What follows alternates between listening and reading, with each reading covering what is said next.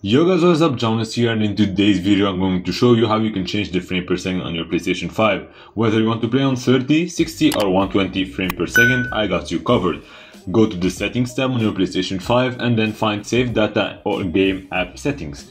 Go to game presets and then from here choose performance mode or resolution mode.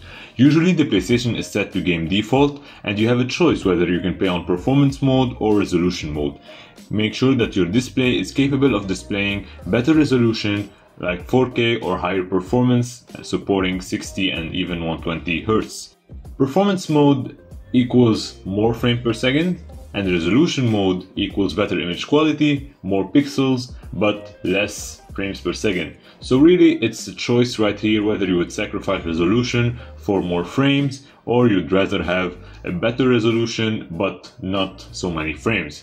And keep in mind that you need a game that is able to support the performance mode or that offers in its settings the ability to run the game at faster frames per second. And also you need a display that does display that. For example, in Call of Duty Cold War, you have ray tracing, which is in effect. If you disable it, the game allows you to enable 120 Hz on performance mode on a PlayStation 5. So what you need to do is to disable an effect in the game and then you'll be able to get a high refresh rate. But for 120 Hz, you need an HDMI 2.1 with a TV capable of displaying it. Make sure to check out the video I left in the description. Another game, for example, is Spiderman. If you go ahead and launch Spiderman in the settings, it offers you an option to choose a graphics mode. You have three graphics mode: performance, performance RT, and fidelity. Performance is 60 frames per second, but you disable ray tracing, enhanced lighting, and additional VFX, and some features in high quality picture, and then you'll be able to get 60 frames max.